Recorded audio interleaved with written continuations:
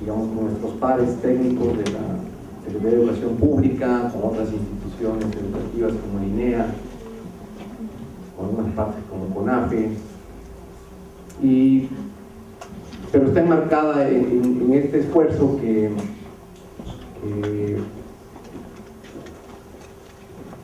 pues avanza pues gradualmente, ¿no? Ya Bernardo hizo mención a que parte de los sistemas de indicadores ya reconocidos por la Secretaría de Educación Pública, pues está este sistema básico de indicadores que desarrollamos en 2005, ¿ya?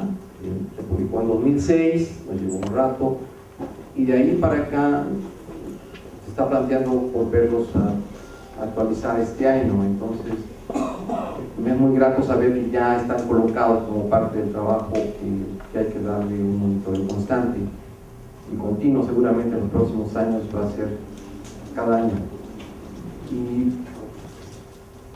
Y la otra parte del esfuerzo que tenemos con la Secretaría de Educación Pública es esta tarea de hacerlo en el marco de la Ley General de Información que por mandato aplica INEGI, y que demanda que todos los sectores sociales coloquen, ¿verdad?, información de interés nacional y coloquen indicadores para el catálogo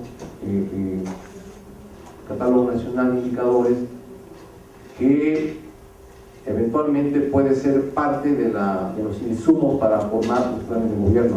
Entonces, esta es una ruta importante en la que estamos participando, y realmente lo que voy a presentar aquí es un trabajo consensuado en el seno de este Comité Técnico Especializado en Información Educativa, pero que todavía está sujeto a revisión. Todavía, por un lado, tiene que ser aprobado por INEGI, por el Subcomité Especializado de Información Demográfica y Social, y luego probablemente tenga cambios. Ustedes saben que los indicadores no tienen una expresión definitiva, ¿no?, a la primera, sino pueden sufrir transformaciones, pueden enriquecerse con desagregaciones, y puede haber todavía una discusión importante sobre la fuente de información, ¿no? ¿Qué fuente de información utilizar? ¿Qué encuesta de lugares es más potente para ilustrar los temas que queremos?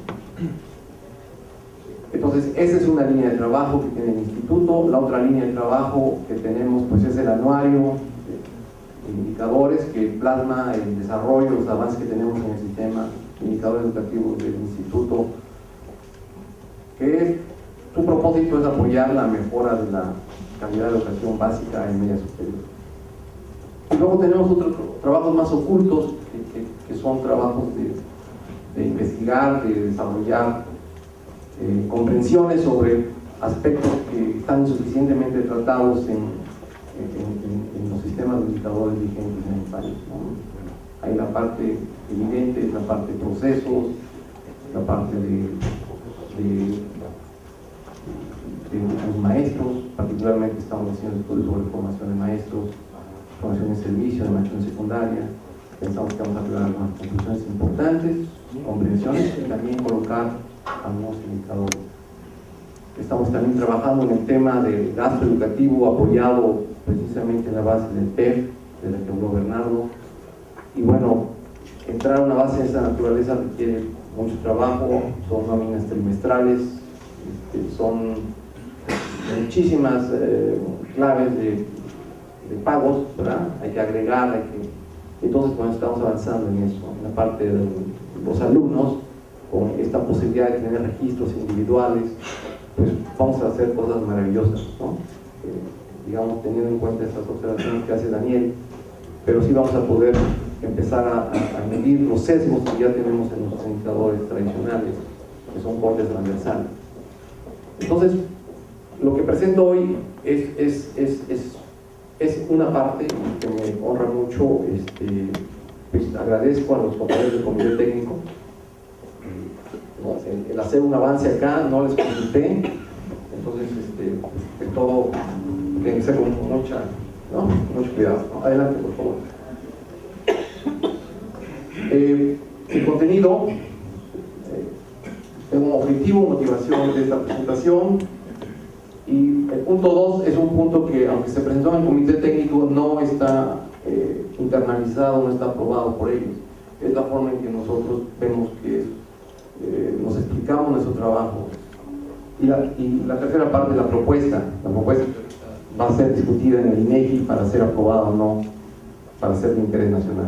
Adelante. Queremos destacar metas educativas que se desprenden de la Constitución Política de los Estados Unidos.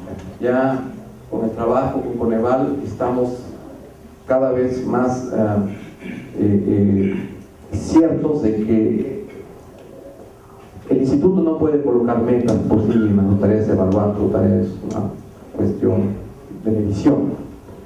No puede decir cuál es la meta, pero tenemos metas bien establecidas y entonces las tenemos que tomar. Y esa es una tarea que nos ha llevado un rato tener claridad sobre esto. Y luego entonces voy a presentar los indicadores, ¿no?, de los que he hablado. Adelante. ¿Cuál es la motivación que está atrás de todo nuestro trabajo? En todos estos años, ya llevamos casi 10 años trabajando en esto, nos hemos dado cuenta que nuestro sistema educativo mejora, hace aportes valiosos a la formación de los individuos y a la sociedad, pero no está garantizando el pleno derecho de todos los niños a cursar su educación obligatoria y a finalizarla. A una importante proporción de los niños que permanecen en la escuela no se les garantiza niveles mínimos de aprendizajes y capacidades que les permitan continuar sus estudios o insertarse plenamente a la sociedad. Hay aportes y avances en el sistema escolar, pero el ritmo de la mejora es lento, lo cual limita en el terreno educativo la reducción de la desigualdad, así como la disminución de las brechas que nos separan de sociedades más desarrolladas. Avanzamos muy lento. El indicador que han mencionado de escolaridad promedio, en una década de 90 a 2000 avanzamos 1.1 grado. En la siguiente avanzamos 1.2. Si pensamos que esto es una tendencia lineal, en la próxima década tendremos 1.3. Y entonces, ahorita la escolaridad promedio de 15 años y más es 8.6, llegaría a 9.9. Realmente se condensa que pues, sí avanzamos muy lento. Y entonces el interés de nosotros ahorita es centrarnos en la parte que nos toca, en la parte de la escolaridad de los niños. Claro que hay retos para los jóvenes, claro que hay retos para los adultos, pero la parte básica en donde podríamos nosotros, o la política educativa ser más eficaz, es en esta parte, donde el costo de oportunidad de los niños es muy bajo. Adelante. Ya Ricardo, David, muchos ponentes han enfatizado que el marco que ya tenemos las instituciones públicas es el derecho humano. Y no solo eso, sino con la ampliación, la incorporación a la Constitución de los convenios internacionales, se abren retos que todavía ni siquiera tenemos las implicaciones visualizadas. Ya entiendo que ya ha habido demandas de localidades muy pequeñas, de poblaciones indígenas muy pequeñas, para exigir una escuela donde no se les podía colocar por el número de chicos, ¿no? Número muy pequeñito que entonces la Secretaría de Educación Pública, por la cuestión de una norma de factibilidad, ¿verdad?, pues decía no es posible. Entonces esta población ya está demandando un centro escolar y lo está haciendo por vía judicial. Entonces se abre toda una línea de acción en donde no solo la federación tiene la responsabilidad, sino los estados. Teníamos mucho interés en que participaran más entidades, hayan asegurado su asistencia. En el último momento no están con nosotros, pero lo importante es que vean que esto es exigible no solo a la federación, es exigible a todos. Entonces, el programa sectorial de educación 2007-2012, ahorita voy a describir rápidamente sus metas, no se formuló con esa perspectiva. Es en cierta medida natural, ¿no? La perspectiva ahora es muy clara para todos, es un mandato constitucional. Aunque el derecho de educación ya con Salinas de Gortari también hizo una aclaración en ese sentido, una reforma al decreto, al artículo 3 constitucional, con motivo de la obligatoriedad de la educación secundaria. Adelante, por favor. Entonces nos vamos a concentrar en metas educativas para los niños, en metas prácticamente escolares. Y entonces decimos que el derecho a la educación, y particularmente el derecho a la educación obligatoria, ofrece metas educativas compartidas por todos nosotros. O sea, no tenemos que buscar, no hay censos, ¿verdad? Distingue entre niños y jóvenes por un lado y población adulta por el otro.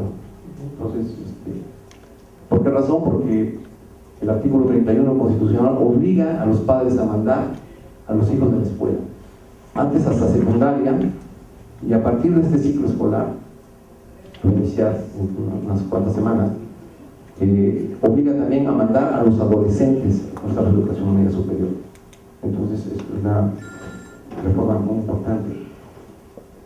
Adelante, por favor. Estas son las metas que nosotros, digamos, creemos son más duras, ¿verdad? Todo niño debe asistir a la escuela para obtener la educación obligatoria. Cuando pienso en niño, pienso en esta definición de UNICEF hasta antes de 18 años. Todo alumno de educación básica y en educación media superior debe tener los aprendizajes adecuados que les permita continuar sus estudios, ¿verdad? Ya hemos hablado, Francisco, de esto. Al término de su escolaridad obligatoria debe contar con competencias mínimas que les permitan participar adecuadamente en la sociedad. Todo alumno de educación básica y de educación media superior debe tener las oportunidades para desarrollar su potencial educativo, ¿verdad? Eso no había estado en expresiones anteriores, aquí me atrevo a colocarla. No ha sido discutida internamente en el instituto. Sabemos que tiene implicaciones de esto, pero pensamos que la Carta Magna en nuestro país lo sostiene. Todo niño debe concluir la educación básica y la educación media superior de forma oportuna. ¿Por qué razón? Porque si no lo hace, pues su participación en los mercados laborales, la probabilidad aumenta, es muy difícil, lo tienen que hacer, casi todos ellos lo tienen que hacer por la vía del sistema no escolarizado, y ahí es bastante complicado, ¿no? Entonces, si hacemos bien la tarea, ¿no? cuando debemos, eso aumenta la probabilidad de que los chicos tengan su educación obligatoria a los 18 años. Adelante. ¿Dónde encontramos esas metas? Bueno, ya les comenté, en la Constitución Política de los Estados Unidos Mexicanos, en la Ley General de Educación, naturalmente. Hay leyes secundarias alrededor de esto que las cobijan, y que había mucha congruencia con respecto al trabajo infantil, cuando la obligatoriedad era hasta secundaria. Había prohibición de trabajo infantil hasta los 14 y 15 años, lo cual daba un marco institucional muy amplio para garantizar la obligatoriedad de educación. Ahora tenemos esa pequeña incongruencia, o no tan pequeña, ¿no? Metas asociadas en los objetivos del milenio y en las metas más allá del milenio. Ya ayer Daniel nos mostró, ¿verdad?, estas metas más allá del milenio que se establecían. Felipe también rescata esas metas y pone, ¿verdad?, valores, parámetros que alcanzar en cierto tiempo. Y el programa sectorial, decimos que contiene algunas de esas propuestas, pero no está totalmente adecuado, y los indicadores pueden ser cuestionados. Ya el término, cuando tenemos promedios de escolaridad, promedios de cosas, pues, ¿verdad?, eso no está referido al derecho, ¿verdad? Porcentaje de alumnos con logro al menos elemental en enlace, ¿verdad?, con las metas primaria 82, primaria 83, matemáticas secundarias 70. Eso lo que quiere decir es que, por ejemplo, en español estamos aceptando que el 18% de los chicos tengan logro insuficiente, ¿verdad?, que no tengan las capacidades mínimas para seguir progresando en esa asignatura. Hay metas porcentaje indígena 6 a 14, que incluyen primaria, en escuela de educación indígena, eficiencia terminal en secundaria 86.7, cobertura 99%, básica 68%, en educación media superior, escolaridad promedio de 15 años y más 9.7 grados. Adelante. Entonces, bueno, ya les comenté esta situación de que recientemente el comité, pues, aprobó un conjunto de indicadores, ahorita se los muestro. Estamos proponiendo al INEGI para que sean que sean aprobados o no como indicadores clave para el sector educativo. Pero esta propuesta, debo decirles que complementa ya un conjunto de indicadores que ha sido aprobado. El año pasado, INEGI aprobó varios indicadores de los objetivos más allá del milenio y de los objetivos del milenio. Esos, la Presidencia de la República tomó parte de los indicadores y los propuso al INEGI y salieron ya dictaminados positivamente y ya son oficiales. ¿Cuáles? Por ejemplo, tasa de matriculación en primaria y secundaria, eficiencia terminal en primaria, eficiencia terminal en secundaria, escale, porcentaje de alumnos con logro insuficiente en escale, que está colocado como un indicador internacional. ¿Okay? Entonces, la propuesta que hacemos es que los estamos renombrando y dando una expresión parsimoniosa como una cuestión como desagregación. Ahorita lo explicaré. Es importante comentar que estos indicadores no se acompañan de metas explícitas. No se acompañan de metas explícitas. Son nomás los instrumentos que miden algo que se cree que es importante. Y lo que yo estoy diciendo yo es que varios de ellos pueden sustentarse en el derecho a la educación. Adelante. Esta es la estructura de los indicadores que se proponen. Acceso a la educación, 5 indicadores, agencias y recursos 2, trayectorias 4, resultados en la escolarización 2, resultados de aprendizaje 4. Como ven, no tenemos nada de procesos, no tenemos nada de agencias y recursos. Sin embargo, y por interés de la Secretaría de Educación Básica, seguiremos trabajando en la parte de equipamiento tecnológico, en la parte de los perfiles de los docentes, ¿no? Esa es una materia que el comité tendrá que ir abordando en los meses siguientes. Adelante. Acceso a la educación. Tasa de asistencia escolar de la población de 3 a 24 años, desagregada por grupos de edad 3-5, 6-11, 12-14, 15-17 y 8-24. ¿Por qué 3-5? Porque la norma constitucional colocó desde los 3 años en primer grado de preescolar, y esa norma no se ha modificado. Tuvo una suspensión temporal que terminó ya para el ciclo pasado, y en ese ciclo debería empezar. Entonces, ese es un conflicto, ese siempre es un conflicto, ¿lo ponemos o no lo ponemos? Entonces decidimos colocarlo, ¿no? Si hay un cambio constitucional, bueno, pues lo cambiaremos. 6-11, 12-14. Entonces, nacional 3-5, 71%, 6-11, 98%, 12-14, 92%, 15-17, 67%, 18-24, 29.7%. Observen, ¿no?, la caída de 6-11, luego 12-14, 15-17, ¿no? Esa es la asistencia a cualquier nivel escolar. ¿Sí? Y tenemos el problema de la desigualdad, ¿verdad? El problema de la desigualdad del que todos estamos muy conscientes. Voy a fijarme en la 15-17, que es donde más nos duele, ¿no? Pobres, 58.4% de ellos asisten, 15-17. Si son no pobres, es 75.5%. Si son indígenas, 57% aproximadamente, pero si no lo son, 68%. La tasa neta de cobertura según nivel educativo, tenemos preescolar 70.8%, primaria 102.6%, ahorita explico, secundaria 83.7%, media superior 50.1%. Debo aclarar que estos datos que estoy mostrando no son los datos que ha calculado el comité técnico. Esta es una aplicación que hacemos en el instituto, esto es por responsabilidad propia, y lo que yo estoy ocupando acá para hacer estos cálculos, lo que ocupamos, bueno, no yo, los chicos que calcularon, fue los datos del censo. Los datos del censo. No ocupamos las proyecciones de población. ¿Por qué razón? Porque, como ustedes saben, la mayor parte de los nacionales, los internacionales no saben, el censo 2010 tuvo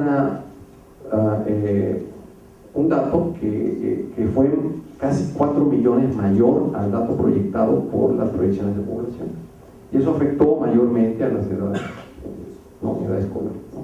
Especialmente a los chicos de preescolar, y afectó un poco a la parte media superior también. Nuestro dato es la tasa neta de cobertura, que es la matrícula de 15 a 17 sobre la población de 15 a 17. Entonces, este indicador mayormente puede ser interpretado como la proporción de la población.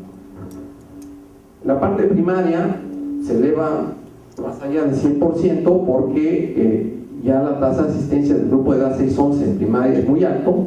Entonces, pequeños errores en cualquiera de los dos datos de matrícula o de población dispara el dato, ¿no?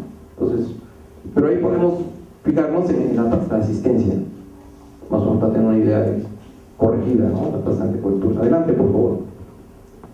Tasa de cobertura en educación superior, 2010, este es un indicador también del Comité Técnico. México, 32.8, este es el dato oficial más reciente. Lo demás vienen de los indicadores de desarrollo de World Development Indicator del Banco Mundial. Observen, nosotros tenemos una de las tasas más bajas.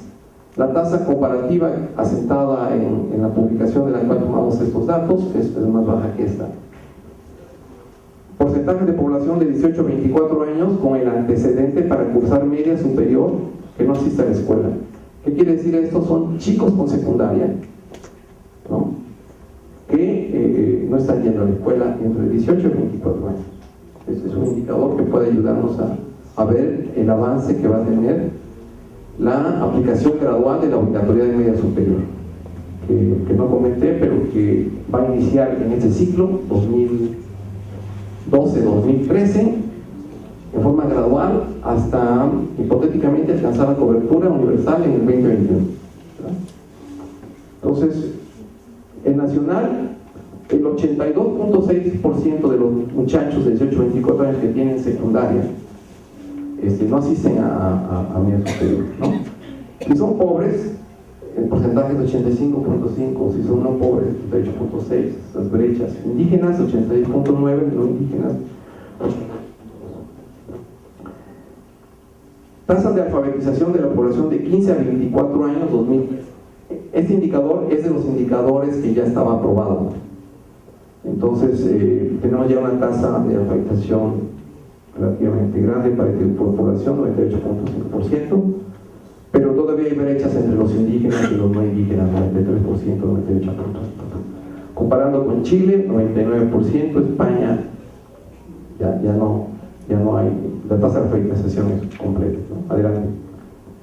Agentes y recursos, gasto nacional en educación, y está el gasto público por alumno según nivel educativo, ¿no? A precios corrientes del 2010. Porcentaje del PIB, 7.05%.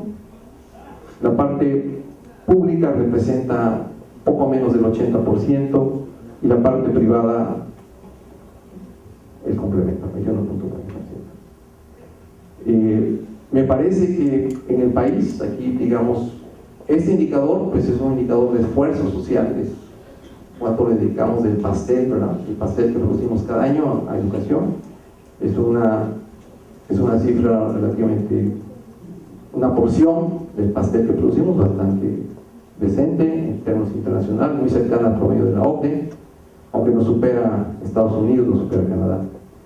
El tema con nuestro pastel es que es un pastel más pequeño que el de otros países, ¿verdad? Entonces, cuando se dice que tenemos suficientes recursos o no tenemos suficientes recursos en base a este indicador, me parece que no es suficiente. Tenemos que todavía, ¿verdad?, a ver cuál es el poder de compra de esto. Y el poder de compra lo podemos ver con el gasto público por alumno. Aquí desafortunadamente no les puse el gasto público por alumno comparativo internacional, pero ahí, digamos, nuestro país, el poder de compra por alumno es menor, ¿no?, con respecto a los países desarrollados, Estados Unidos, Canadá, Corea. Bien, aquí colocamos esos indicadores porque, por un lado, son indicadores que ya están aceptados, ¿sí? Son indicadores que nos dicen algo del país, cuando en la parte comparativa de cuál es el gasto que tenemos en educación básica, en educación preescolar, etcétera, ¿no? Hay cosas ya interesantes que mostrar aquí. Por ejemplo, en el gasto público por alumno, el país no tiene muchos estudios de eficiencia, ¿verdad? No hay muchos estudios de eficiencia de cómo gastamos nuestros recursos económicos en educación. Pero simplemente si contemplamos la serie de gasto público por alumno en términos reales, en un periodo largo, lo que vamos a observar es que más o menos a partir del 99, esas gráficas, esas líneas de gasto público por alumno según nivel educativo, ¿no?, en el eje tiempo y graficar los valores, lo que vamos a observar son rectas paralelas: preescolar arribita de primaria abajo, preescolar arriba, media superior arriba, ¿no? Esa es la parte obligatoria. Y entonces, cuando uno ve eso, ¿ya?, uno difícilmente puede pensar que una regla de asignación, ¿verdad?, sea tal que conserve ese paralelismo, ¿verdad?, en el gasto público por alumno, y que sea eficiente, ¿verdad? Es muy difícil pensar eso. Más bien uno piensa que la regla de asignación del gasto público en México pues sigue ese componente fijo que decía David y que todo el mundo sabe, que gran parte se va a salarios. Esa es la parte que explica el crecimiento del gasto, ¿no? Y como tenemos un sindicato fuerte en educación básica, pues todos los incrementos proporcionales son iguales en primaria, secundaria, ¿verdad?, escolar. Y eso explica esa gráfica. Pero, entonces, bueno, algo se puede hacer con estos, pero evidentemente que nos falta mucho como país y mucho al instituto para poder decir cosas más sólidas sobre el gasto educativo y poder realmente saber si nos falta o no nos falta, ¿verdad? Adelante. Eficiencia terminal en primaria y secundaria. Nacional, 94.9%, en secundaria, 83.3%, eficiencia terminal en media superior, 62.2%. Y tenemos aquí un tema de desigualdad, de logro en este indicador por los tipos de servicios que tenemos en el país. Ese es un tema también que en el enfoque de derechos, pues los planes nacionales de desarrollo tendrían que hacer un esfuerzo por colocar de manera muy precisa. Un comentario nada más. Cuando uno trabaja en forma colegiada, ¿verdad?, uno pues propone indicadores y los compañeros, y hay también avances ya reconocidos que no podemos sostener, ¿no? Estos indicadores ya están colocados como de interés nacional, o sea, ahí, digamos, nosotros tenemos que tomarlos como tal, y lo único que hicimos fue ahí pues proponer el indicador de eficiencia terminal en media superior, ¿no? Ese indicador, recuerdo lo que significa, pues es para secundaria y para media superior, la interpretación es de que es la porción de una generación escolar, una cohorte que termina en el tiempo planeado, ¿verdad? Ahí sí más o menos se cumple eso. En primaria no se cumple eso. Ese indicador está muy por arriba, más o menos como casi 30 puntos porcentuales por arriba. Entonces ese indicador habrá que corregirlo. Esta es una tarea que el comité yo creo que tendremos que abordar con lo que ya se sabe en el país, que es parte de los desarrollos que hablaba David, de los seguimientos longitudinales en primaria que hemos hecho, como también con los datos de registros administrativos que nos ha comentado Bernardo, ¿no? Ya en el futuro tendremos que ir afinando esto. Adelante. Tasa de absorción en secundaria, educación secundaria y media superior, las tasas son bastante altas. ¿Qué significa esto? Que el problema del retiro de la escuela, de la desafiliación escolar, como dicen los compañeros uruguayos, no está en el tránsito de un nivel a otro, sino está dentro de cada nivel, ¿verdad? En reprobación y luego deserción en primaria, o en reprobación y deserción inmediata en secundaria y media superior. En media superior ese problema es el más agudo. Tasa de absorción en licenciatura, la pueden ver, 55.9, y fíjense cómo en media superior, con los datos que tenemos, con esos datos de la 911 que se habló, cuando se desagrega por sexo, tenemos un dato inverosímil, ¿no? inconsistente, mayor del 100%. Lo único que está pasando aquí, la única interpretación posible es de que está habiendo reingresos de otras generaciones. ¿Sí? Eso también ahorita no podemos decirlo con mucha precisión porque otra vez tenemos que acudir al registro administrativo, ¿no? Es parte de la tarea que tenemos que ir colocando adelante. Escolaridad media de la población de 15 años y más en 2010, nacional 8.6, indígenas 5.1, ¿no? Si vive en una zona marginada, de alta marginación 5.5, Chile 10.2, España 10.4.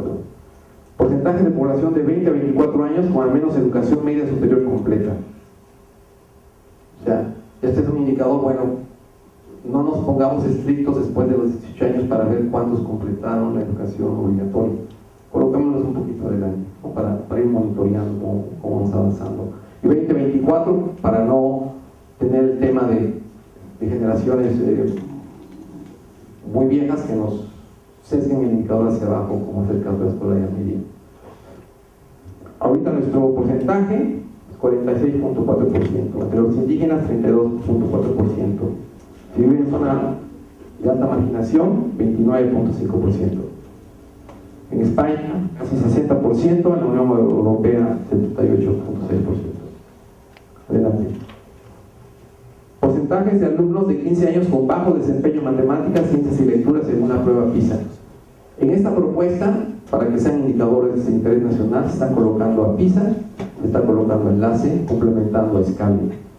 Y PISA y SCALE tienen esta medida en la parte inferior del logro educativo, la parte insuficiente. Enlace tiene la perspectiva complementaria de la parte insuficiente, porque ve al menos elemental ese complemento. ¿De acuerdo? Bueno, aquí, sin duda, no voy a insistir mucho en los resultados. Una gran proporción de nuestros chicos que están con logros muy bajos, que les impiden continuar en esos dominios, que les permiten incorporarse a la vida, ¿verdad?, de una manera plena. Observen que en lectura 2000 y lectura 2009 es 44.1 y 40.1, aparentemente en la dirección hay una dirección de cambio positivo, disminuyen el porcentaje de chicos con logro suficiente. Sin embargo, cuando uno hace las pruebas estadísticas, uno encuentra que no hay cambio, ¿verdad? Entonces, naturalmente es un problema de precisión, pero por las muestras, fueron muchísimas más muestras, tendríamos un poquito más precisión, pero digamos ese es el resultado. Con los datos que tenemos no podemos asegurar que hay un cambio positivo. Adelante. Aquí está la parte de porcentaje de alumnos con logro insuficiente en matemáticas y español, según una prueba SCALE. Déjenme decirles que empezamos en 2007, pues tenemos un problema en cursos comunitarios.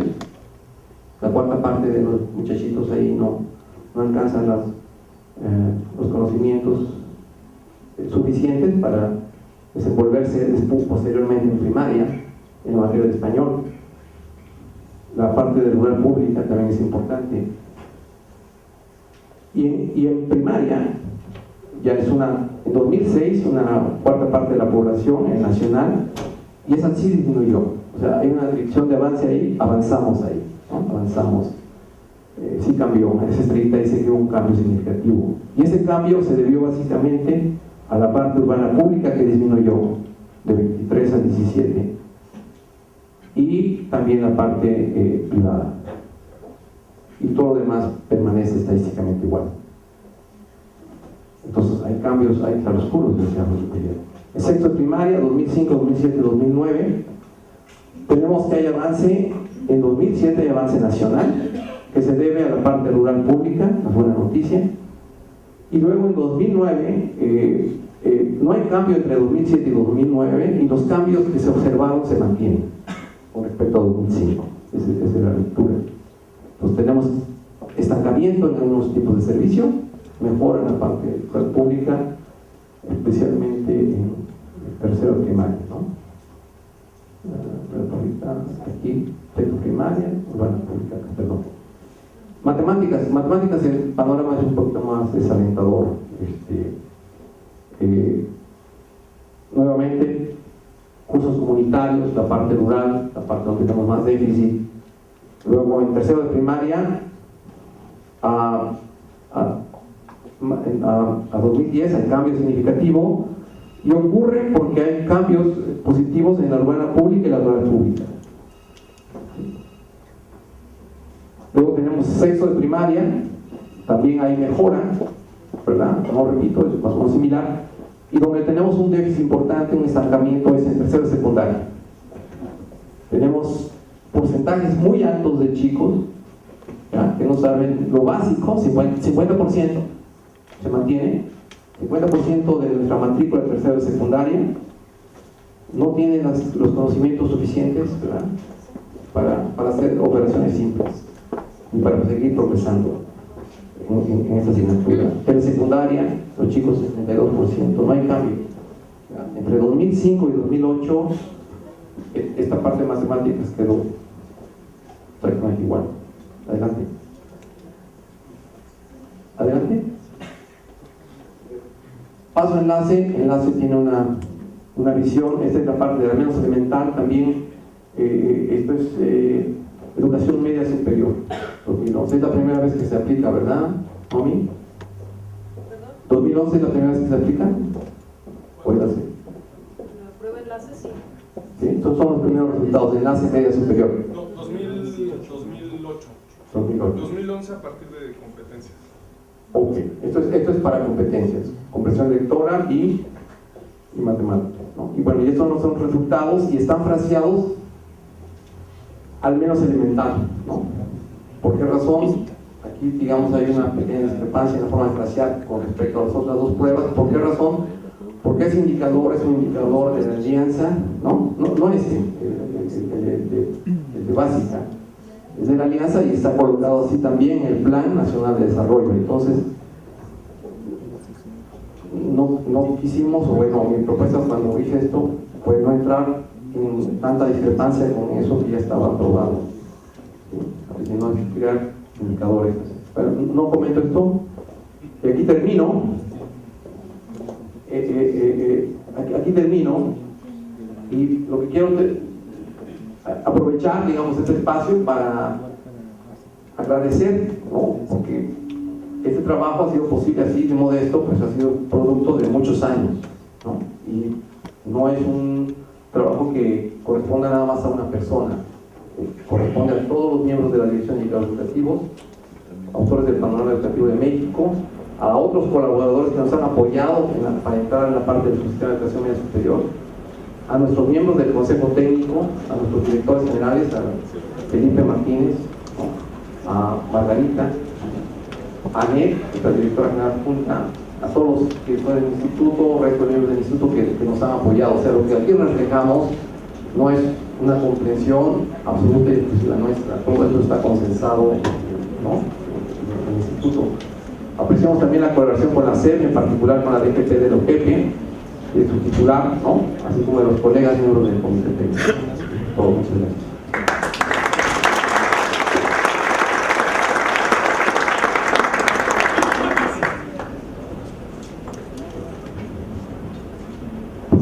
Bueno, tenemos algunos minutos para preguntas, comentarios. ¿Sí?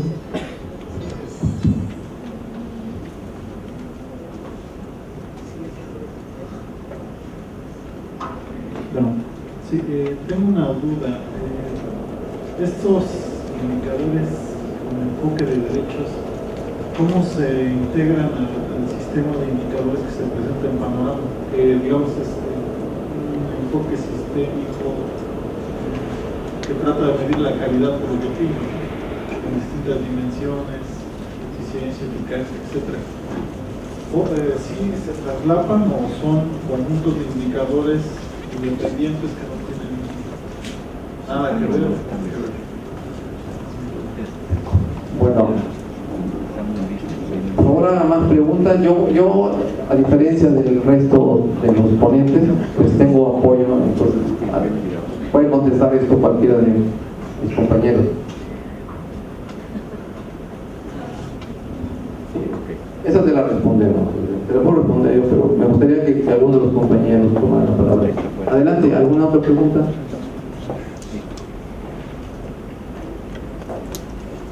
Un comentario o sin pregunta. Finalmente, en muchos de los datos se refleja la necesidad de enlazar datos INEGI y todas las instancias que hacen levantamientos censales, por citar un ejemplo. INEGI nos puede decir en tal comunidad existen tantas personas con edades y tienen algunos requerimientos. El problema es que cuando vas a la comunidad, esas personas no existen. No porque haya habido un levantamiento censal equivocado, sino porque en el momento quizás en el que se realizó, sí estaban, pero finalmente emigraron. Entonces, es la necesidad de cómo entender la movilidad social, tanto de alumnos como de ciudadanos, en casos particulares, para poder entender estos fenómenos que luego difícilmente nos checan a veces en estos números y insisten o existen estos traslapes o pasos, ¿no? Medios complicados en algunos casos.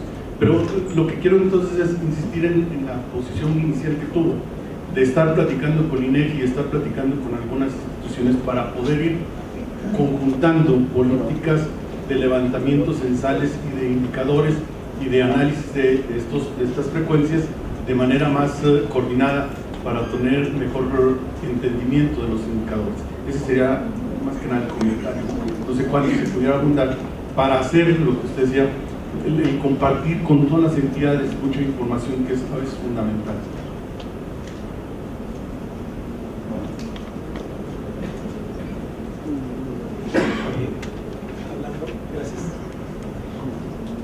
Hablando de las dificultades que suele tener, y ya se han comentado muchísimo ahí, Lorenzo Vergara lo conoce muy bien, las dificultades que tiene eficiencia terminal, porque apenas nos salimos de la medida gruesa, empiezas a tener dificultades para hacerlo operativo en algún tipo de decisión. ¿Qué tanto han considerado, al menos en el diálogo interno del instituto, sustituirlo por egreso oportuno en edad normativa en el último ciclo, en el último grado escolar de cada ciclo, o de cada nivel o de cada tipo, ¿no? Dependiendo de cómo se use la terminología? Lo que voy es a medir propiamente el flujo, al menos de los alumnos en el último grado de primaria, en el último grado de secundaria y en el último de media superior, que hablaría con muchísima claridad de justamente la eficiencia, ¿no? Para alcanzar las trayectorias.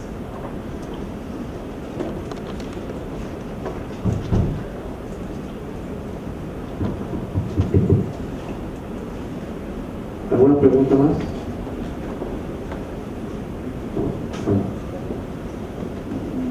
Aquí venía desde.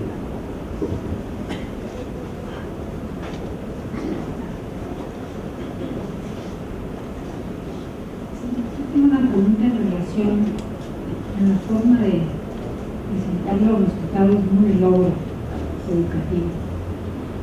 Y eso, me parece que con cualquiera de los sistemas de medición, yo no sé si eso se ha discutido o no, pero la distancia que separa, bueno, por un lado, digamos, presentarlo así, el número de alumnos que logran al menos lo elemental, ¿no? Eso es como una decisión en vez de decir otro tipo de cosas, ¿no?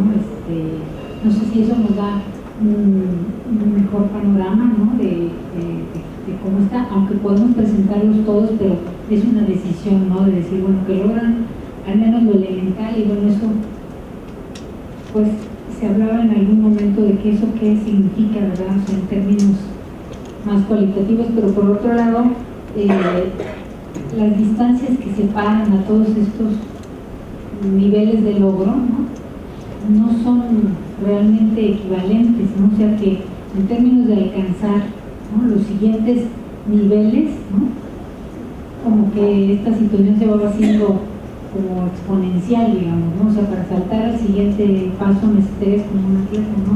en vez de tener 3 horas, no sé cuánto sea, que la distancia que nos separa para poder llegar hasta allá tendría que tener como una medida más clara, ¿no? En términos de, pues no sé, de esfuerzo invertido.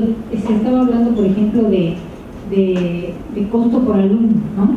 O sea que habría que dar como algunos parámetros, ¿no? En términos de decir, bueno, para pasar de este nivel a este se necesita una inversión de tanto, una tal cosa, ¿no? O sea, para tener una idea más clara, porque estamos retratando todo el tiempo la realidad, pero no sabemos, ¿no?, el esfuerzo que nos hace falta en términos de otros parámetros para poder pasar a lo siguiente, ¿no? O sea que es un poco también, en algún momento yo decía, las pruebas PISA, ¿no?, la manera como están planteadas y todas las otras pruebas no son evaluaciones dinámicas en el sentido de que sí sabemos cuál es la distancia que separa, ¿no?, en unidades así más claras, de este al siguiente nivel, ¿no? Y cuáles son los niveles intermedios y cómo se atraviesan, ¿no?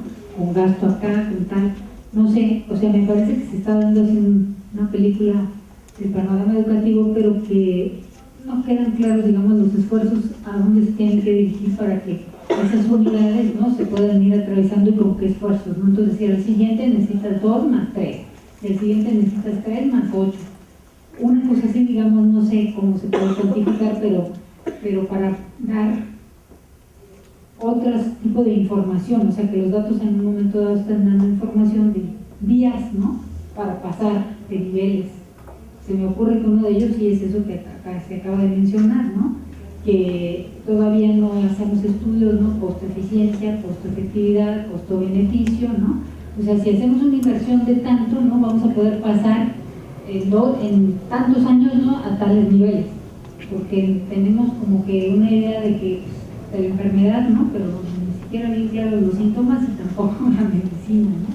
Entonces creo que los sistemas de medición y de cuantificación tendrían que ser como lo que se denomina evaluación dinámica, en el cual uno sí sabe cuál es la distancia que nos separa y cuáles son los pasos que tienen que seguir para llegar allá, ¿no?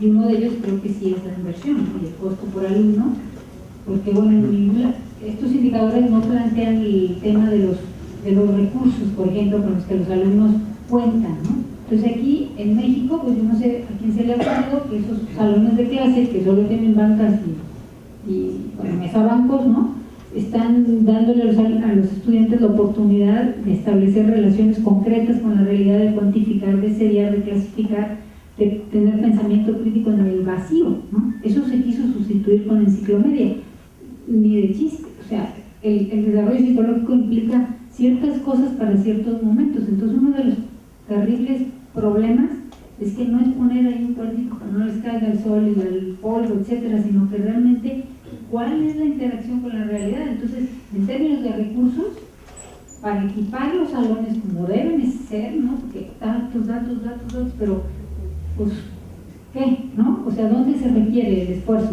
Y ahora, obviamente, pues bueno, eso implica muchas cosas y creo que por eso yo decía, pues, ¿qué es lo primero que hay que hacer, no? Pero el problema aquí es que yo estoy viendo en todas las presentaciones es el tema de cómo organizamos todos los recursos, que creo que es una forma, ¿no?, de tratar de conjuntar los esfuerzos de diferentes gentes para decir no solamente qué es el problema, ¿no?, sino qué esfuerzos se requieren para llegar al siguiente nivel. No sé si estoy claro.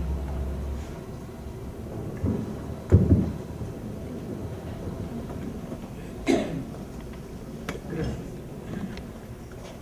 Héctor, una pregunta. Nosotros desde el Coneval lo que hacemos es medir pobreza y por lo tanto carencia. Es decir, nuestros indicadores son indicadores fundamentalmente negativos. ¿Sí? Yo no sé cuál es tu opinión, me gustaría conocer tu reacción y tus reflexiones en torno a si vamos a generar de manera muy general y específicamente en el ámbito de la educación un sistema nacional de indicadores de desarrollo social con una perspectiva de derechos y ante los cambios constitucionales, en particular bajo el principio de progresividad, si nuestros esfuerzos no debieran estar dirigidos a ver aspectos de desarrollo, es decir, indicadores positivos, en el que viéramos cómo paulatinamente nos vamos acercando hacia el pleno ejercicio de los derechos humanos. Yo creo que la medición de la pobreza a través de carencias es un aspecto importante por esta cuestión del piso mínimo, pero creo que si la perspectiva es de desarrollo humano, quizás lo que debiéramos estar valorando son los avances hacia ese logro de lo que andamos buscando. No sé qué opinas.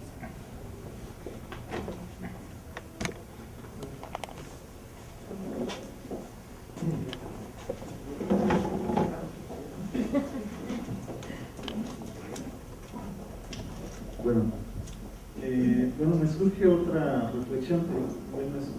Quisiera pedir tu opinión acerca de esto. Yo creo que respecto a los indicadores, a veces, además de la ficha técnica que pues, ofrece información muy detallada de la fórmula de cálculo, la fuente, etcétera, el algoritmo, yo creo que también sería importante considerar los supuestos bajo los cuales se construye el indicador para facilitar la interpretación. Porque, por ejemplo, ahorita lo que dice la doctora Benítez acerca de, bueno, hace falta sus detalles y a veces las autoridades, el público en general, cuando lee el indicador, pues solamente se queda así como con la cifra. Pero, por ejemplo, no se me ocurre ahorita un indicador de logro. Sí, es un indicador de logro, pero bajo ciertos supuestos de que los profesores están en determinadas condiciones. El siguiente ciclo los alumnos son distintos, a lo mejor traen por generación otras capacidades distintas. No sé, a lo mejor son supuestos extremos, pero yo creo que, no sé qué piensas al respecto. Haría falta ser más detallados en con qué supuestos están construidos esos indicadores, lo cual facilitaría la interpretación y también la toma de decisión.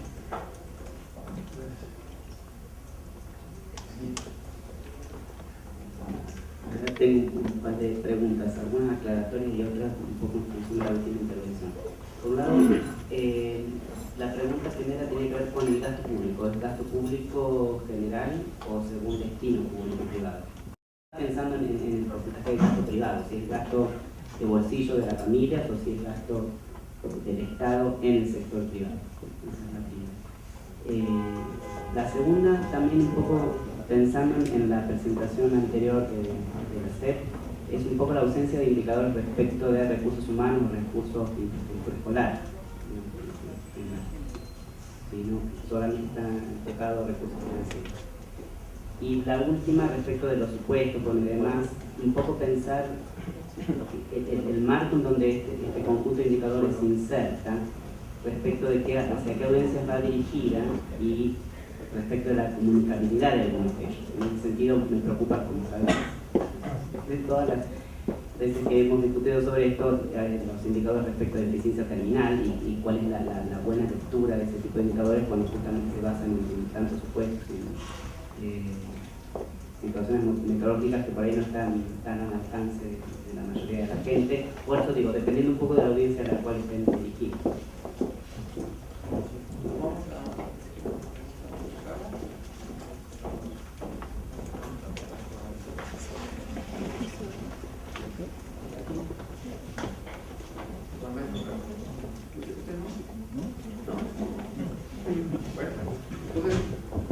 Doy contestación puntual a todo. No sé si alguien quiere de la dirección contestar algo. ¿No? Una, dos, tres. Sale. Si tenemos traslapes. Bueno, efectivamente, parte de estos indicadores van a ser parte del panorama educativo de México.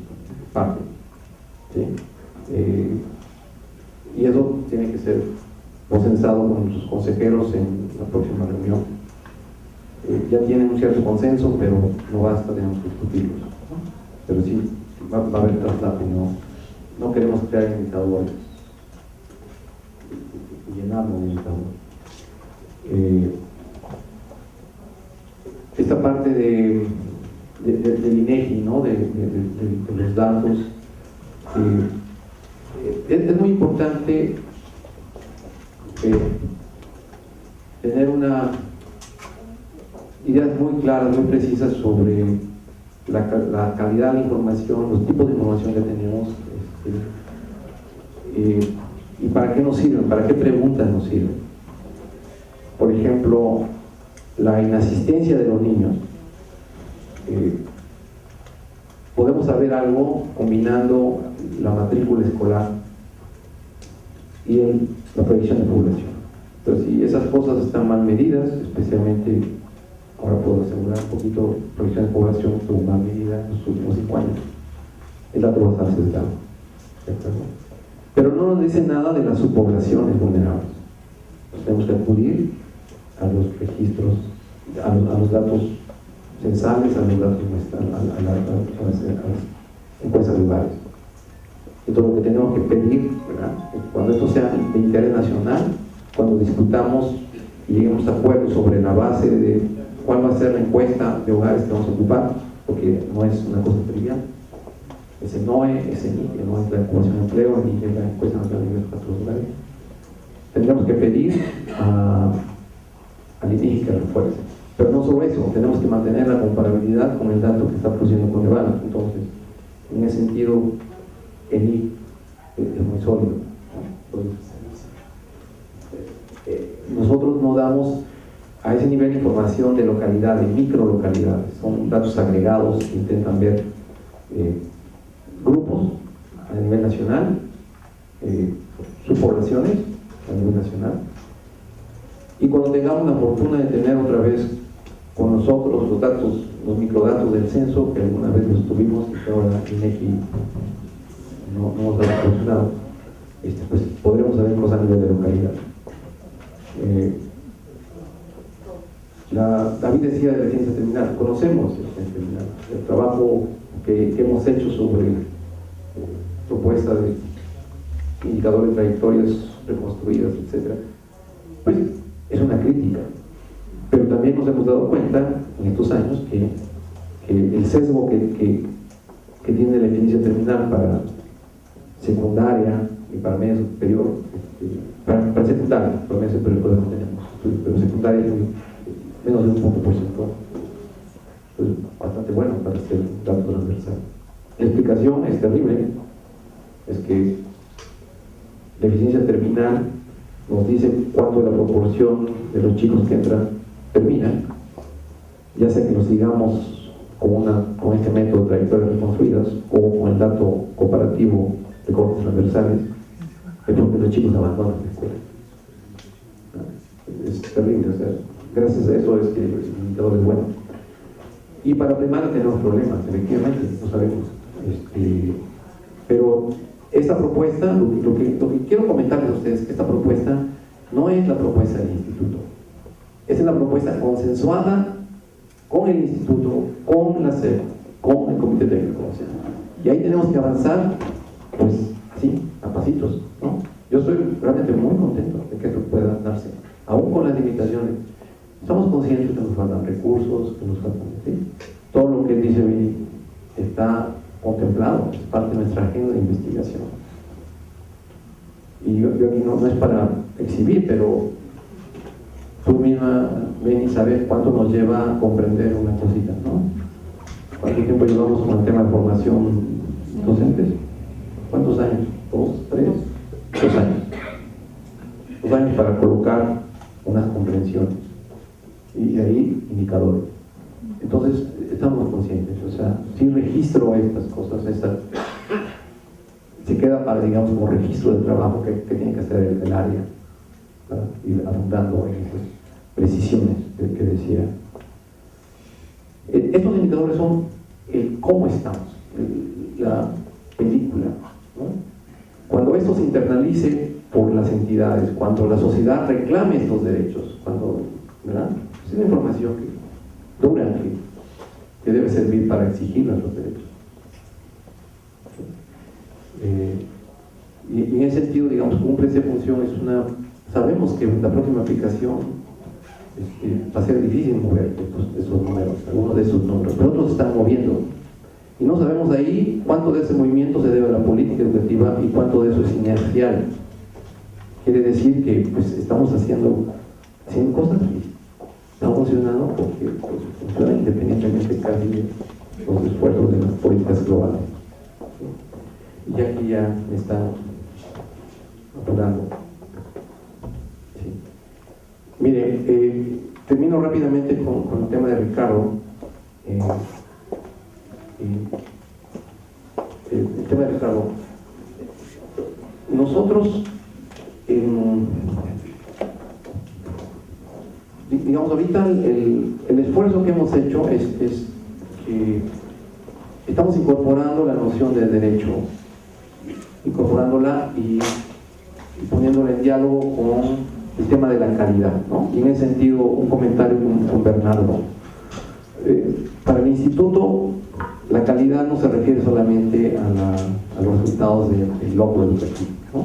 Tiene que ver con el derecho. Es parte del derecho que tengan un logro, pero también es parte del derecho que todos vayan, que todos permanezcan. ¿No?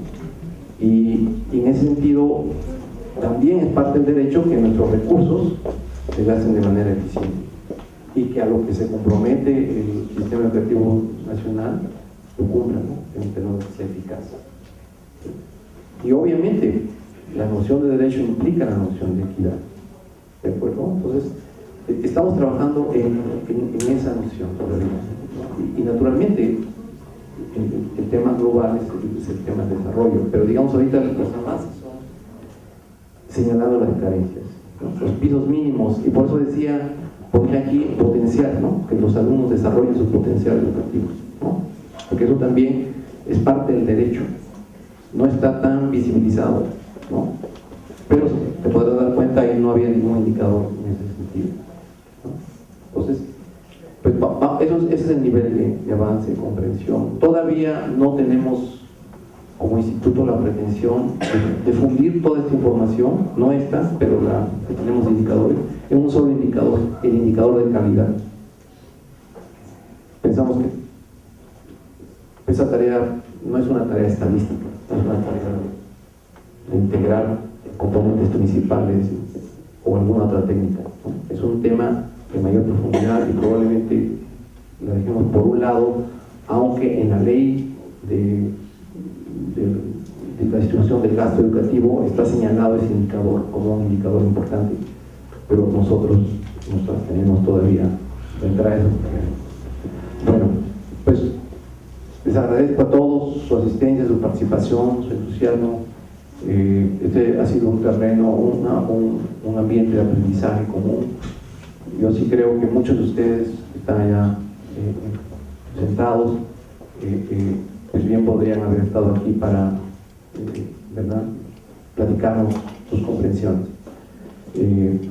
Voy a leer rápidamente las conclusiones del seminario, unas conclusiones muy preliminares, seguiremos trabajando en ellas, es lo que el equipo preparó. Y entonces leo: en un evento de esta naturaleza, en el que conviven las riquezas de ideas, en las exposiciones y la agudeza reflexiva de muchas mentes pensantes, seguramente habrá muy diversas conclusiones. Las siguientes son solo una de tantas posibles. Desde la inauguración de ese seminario se mencionó que el énfasis en la construcción de indicadores debe ir más allá de la pulcritud técnica, porque su importancia finalmente radicaba en su utilidad como instrumento de apoyo a la política pública educativa. A lo largo de 2 jornadas que duró este encuentro, hemos avanzado en nuestro entendimiento de esta advertencia inicial al revisar reflexivamente las experiencias sobre indicadores desarrolladas en regiones y países de los que México tiene mucho que aprender. Las 4 experiencias internacionales revisadas ayer, la de España en el contexto de la Unión Europea, la de la Organización de los Estados Iberoamericanos, la de UNESCO plasmada en los Objetivos del Milenio y la de Brasil, tienen en común que el diseño y cálculo de los indicadores antecedió, que al diseño y cálculo de los indicadores antecedió una fase de discusiones y acuerdos sobre los objetivos y metas que a mediano y largo plazo convenía que las sociedades dirigieran sus esfuerzos en materia educativa. Los casos de España y Brasil resultan paradigmáticos porque al llegar a metas compartidas, fruto de discusiones y consensos en un juego en el que todas las partes ganan, han desprendido indicadores socialmente aceptados de manera explícita, por lo cual cual han servido de canalizadores de energías sociales hacia la mejora educativa en dichas naciones, a pesar de sus dificultades técnicas, como se mencionó ayer para el caso del Índice de Desarrollo de la Educación Básica de Brasil. El coloquio de ayer también aclaró la importancia de tener metas relevantes y medibles. Enrique Roca reconoció que lo mejor que le ha ocurrido a España en el tema educativo como proyecto en los últimos 20 años ha sido la definición de objetivos explícitos que forman parte del debate público acerca de la educación que queremos y de cómo conseguirla. Ha sido claro que en México están desplegándose esfuerzos como la propuesta expuesta ayer por Felipe Martínez, que de lograr despertar una amplia discusión pública, como en los casos español y brasileño, podrían contribuir a contestar qué educación queremos y cómo pensamos que podríamos alcanzarla. Ello sería un buen inicio del involucramiento social en una cruzada nacional hacia la fijación de metas con horizontes de largo aliento. La propuesta de la Asociación Civil Mexicana Primero, que liga posibles metas a posibles indicadores, constituye una muestra de que quizás nuestra sociedad ya está suficientemente madura para avanzar sobre esta clase de debates. La exposición del INE mostró esta tensión actual en México implicada en el tener que diseñar indicadores de interés nacional huérfanos de sus metas, a pesar de que las mismas ya están ahí, implícitas o explícitas en la normatividad sobre el derecho de educación obligatoria. Metas implícitas en la normatividad están en espera de una energía social suficiente basada en el consenso que las coloque en el plano del consciente colectivo nacional. Los indicadores de Coneval para monitorear la pobreza educativa y la experiencia de la CEP-UPEP sobre los indicadores derivados de los registros administrativos ilustran también el actual contexto en que se diseñan indicadores técnicamente pulcros, útiles a la administración pública,